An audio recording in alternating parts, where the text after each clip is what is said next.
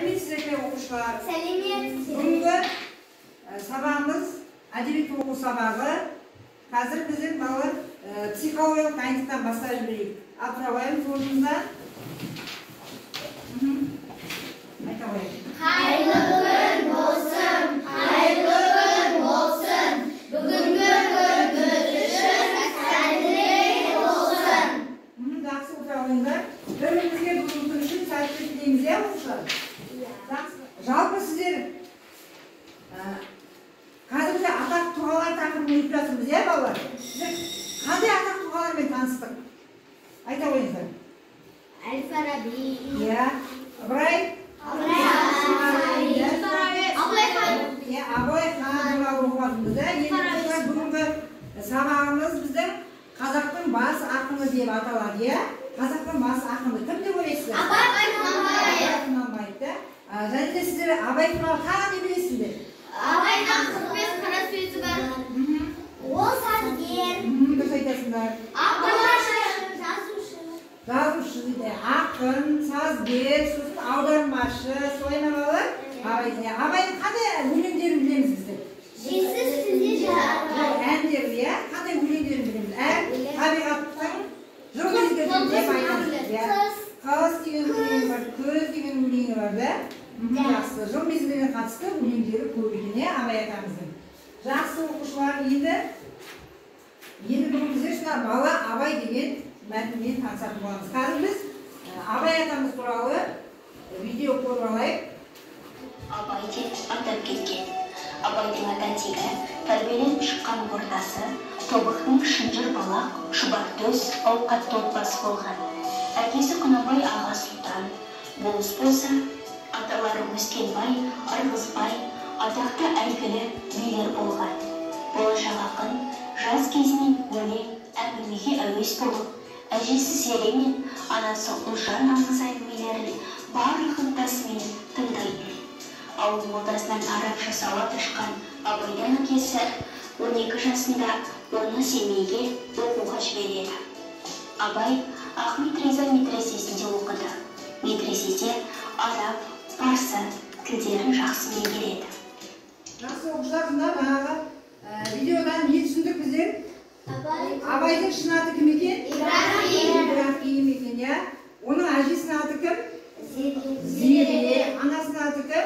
Ұлжан екен, иә. Көбінесе ол кімнен тәлім-тәрбие алған екен? Әжесі Зереден тәлім-тәрбие алған екен, иә оқушылар. Мәтінді бірге оқиық. Биыл Абайдың ағасы 13-ке толған еді. Бойы өскен, қол-аяғы ұзарған. Ол атқа мініп жүруге жарағанымен үйден көп шықпайды. Өзге балалардан гөрі басқа бір ермек, бөлек бір дос тапты. Онысы әжесі. Одан қала берсе шешесі. Абай биыл ғана анық байқағандай. Мұның әжесі біртүрлі әңгімеші екен. Қызық сөйлейді, әңгімесін дәмдігі қызықтырып айтады. Мен балалар, бала Абайдың бөлек бір досы кім еді? Әжесі, ағасы кім еді? Әжесі еді, иә? Бөлек бір досы әжесі еді. Әрі тыңдаймыз мәтінді. Әңгімені сұраған. Сонда әжесі ойланып отыр. Бұлдыр күн өткен, бұрын одан күн өткен деп кішкене тақпақтап бастап еді. Абай соны ұғып қалыпты. Келесі жолы әңгіме сұрағанда әжесінің тізесінен ақырын қағып, бұлдыр күн өткен, бұрын одан күн өткен деп тағы да әңгіме тілегенін бітіруші еді. Кәне балалар, жауап өз. Иә, бала Абай нені жақсы көреді екен балалар? Әңгімені жақсы көреді екен, иә? Әжесі әңгімені қалай бастайтын еді? Бұлдыр күн өткен, бұрын одан күн өткен деп бастайтын екен, иә, әңгімені. Әрі тыңдаймыз. Ертегілерді ынтыға тыңдағанына қарап, қандай бала деп сипаттауға болады? Бұл сұрақтың жауабын табу үшін мәтінді бірге жалғастырып оқиық. Әжесі әуелде көп ертегілер айтқан. Абай қажымай, жалықпай, ылғи ынтыға тыңдайтын.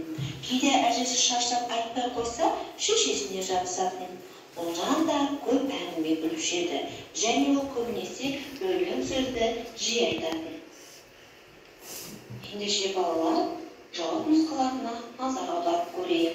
Бала Абайды ертегілерді ынтыға тыңдағанына қарап, балалар, қандай бала деп атауымызға болады екен, Қадыш? Бірінші жалқау әдепсіз, екінші зерек білімпаз, үшінші қайырымды әдепті. Бала Абайды ертегіні Абайды қандай бала деп сипаттауға болады ертегіні тыңдағанына қарағанда? Қайсысы? Зерек, білімпаз, бала деп атауға болады екен? Болады екен, дұрыстап айтамыз жауабымызды. Сонда бала Абай жасынан, сонда бала қараңыздаршы, өте зерек, білімпаз бала болып өскен екен балада. Мәтіннен осыны түсіндік па? Жақсы. Бала Абай деген мәтініміздің авторы бұл Мұхтар Әуезов. Бұл Абай жолы романынан алынған үзінді оқушылар. Мұхтар Әуезов деген кім екен балалар? Қарайық. Бұл Шығыс Қазақстан облысы Абай ауданында туған, балаларға арнап Көксерек, және тағы басқа шығармалар жазған екен. Балалар? Мұхтар Әуезов Абай туралы Абай жолы роман эпопеясын жазған. Ол Абай Құнанбаевтың балалық кезінен бастап өскен еңбек шағына шейін суреттеген жазушы, балалар. Енді Мұхтар Әуезов Абай туралы былай деген екен: қазақ халқына халықтығын жоғалтпайтын өшпес белгі орнатты. Яғни Абай туралы ол сондай өшпес белгі орнатқан екен. Яғни біздің Абай жолы роман эпопеясы бұл бүкіл дүние жүзіне танымал шығармалардың бірі. Сонда бұл не туралы екен балалар? Абайдың кішкентай бала шағынан бастап өскен шағына шейінгі шығармасы өмір жолы бейнеленген шығарма екен. Жақсы оқушы. Енді қазір біздерде шеңбердегі әңгіме әдісі, біздер әр топта отырып, мына мәтінді өзіміз оқып шығамыз. Бала Абай мәтінін әрқайсымыз оқып шығамыз. Сосын бір-бірімізге сұрақ қоямыз осы мәтін бойынша.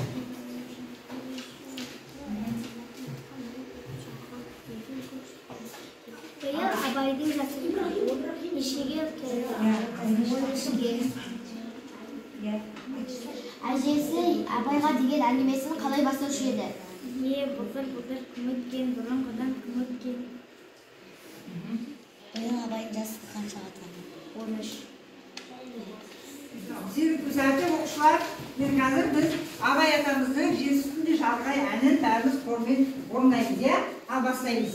Жер үстінде жарық ай, сәулесі суда дірілдеп, ауылдың жаны терең сай, тасыған өзен кірінде, ауылдың жаны терең сай, тасыған өзен кірінде, қалың ағаш жапырағы сыбырласып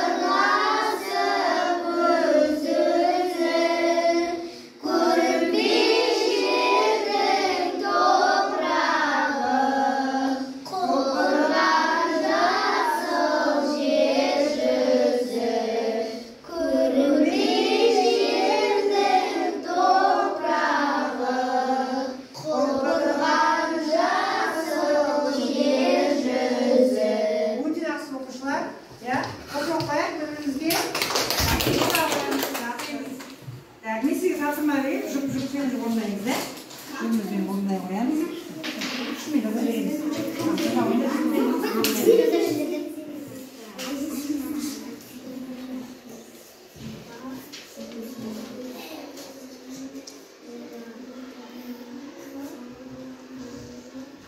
Оқушылар, бізде суреттер сөйлейді әдісі, яғни топтық жұмыс. Мен сіздерге қазір сурет беремін, сол сурет бойынша білгендерімізді соны жазамыз.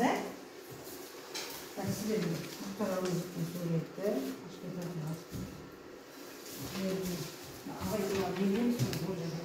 Абай атамда туған Көксерек әңгімесін. Қазақстанда туған 1989 жылы, 1961 жылы Абай ауданында туған. Көксерек әнін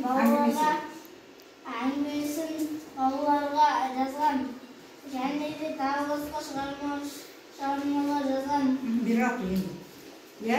Сосын тағы бүгін танысып жатқан Биғаши енді. Қандай шығармамен танысып жатырмыз бүгін? Абай жолы романы үзінді, иә? Бала Абайдың сонда Абай жолы роман эпопеясын жазған жазушы екен. Солай ма? Аты кім? Мұхтар Әуезов. Мұхтар Әуезов. Ол ақыны, ол ағартушы, оның шын аты Ибрахим 45 қара сөзі бар. Әні табиғатқа байланысты желсіз түнде жарық, ай, тағы басқа өнері бар. Жақсы. Абай туралы не істейміз? Қошап атап, иә, қошап қойамыз, иә? Әжесі немересіне ертегі айтып жатыр. Әжесінің шын есімі Тоқбала. Бұлдыр күн өткен, бұрынғыдан кім өткен деп бастаушы еді әңгімесін. Жақсы оқушылар, қошеметтеп қояйық. Үшінші Абай мен әжесінің диалогын құрастырамыз. Әр топ өзіміздің диалог құрастырып, соны айтып шығамыз. Міне бірінші топтың диалогын тыңдаймыз. Әже, маған ертегі айтып беріңізші. Бұлдыр күн өткен, бұрынғыдан кім өткен. Мен саған жақсы ертегі айтып беремін. Қандай ертегі айтып берейін? Батырлар туралы. Жарайды, айтып беремін. Менің шын атым Ибрахим, сіздің сондай шын атыңыз бар ма? Я, балам, менің шын атым Тоқбала. Мені Зерек болғаннан кейін Зере деп атап кетті. Солай ма? Онда маған ертегі айтып беріңізші. Бұлдыр күн өткен, бұрынғыдан өткен. Сабағымыздың қорытындылай келе кері байланыс.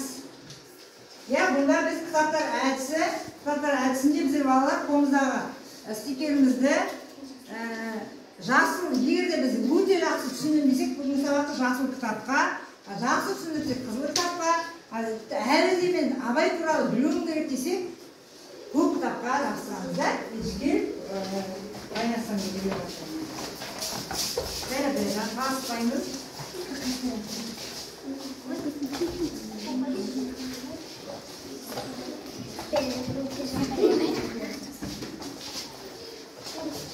Көп кітапқа тапсырған балалар бар екен, иә? Кім тапсырды? Айта қояйық, орнымызда тұрып. Иә, таңдарыз? Айтам. Әлі де білгім келді. Не туралы білгім келді? Абай жолы. Абай жолы романын оқып жүреді солай ма? Әлде Абай туралы көп нәрсе білгісі келген, иә балалар? Өте жақсы отыра ғой. Келесі Димаш, сен де көп жақсысың, иә? Мен Абай туралы әлі білгім келеді. Романын оқып жүре ма? Жақсы, өте жақсы. Айзер айта ғой. Мен тағы да білгім келеді. Абай туралы көп деген әңгімелерін білгім келеді. Білгім келеді. Өте жақсы отыра ғой. Жақсы. Сонымен біз Абай жолы романынан алынған бала Абай деген мәтінмен танысып шықтық. Енді сабағымызды қорытындылаймыз. Қазір мен сіздерге сұрақ қояйын. Сол сұраққа сіздер жауап беріңіздер. Қоя қоямыз. Енді оқушылар, бүгінгі біздің мәтініміз қалай аталады? Бала Абай деп аталады, иә? Абайдың жасы нешеге толып еді? 13-ге толған еді, иә? Абайдың әжесі әңгімені неден бастаушы еді? Бұлдыр күн өткен, бұрынғыдан кім өткен. Өте жақсы. Абайға әңгімені кім көп айтушы еді? Әжесі көп айтушы еді, иә? Биыл әсіресе Абайдың қайда өскен екен? Бойы өскен екен, иә балалар? Абайдың шешесінің есімі кім? Ұлжан. Абай әжесінің әңгімесін қалай тыңдайды еді? Қызыға тыңдайды еді. Сонымен біздер бүгінгі сабақта Абайдың әжесінің негізі шын атында білдік, иә, мана диалогтен. Ол кім екен? Тоқбала екен, иә? Ол Тоқбала деп не үшін ат Зере деп аталып кеткен, иә, оқушылар? Неліктен Зере деп аталып кеткен? Иә, өте зерек адам болған екен, иә? Сондықтан да ол Зере деп аталып кеткен екен, оқушылар. Өте жақсы балалар, бүгінгі сабағымыз осымен аяқталды. Сау болыңыздар.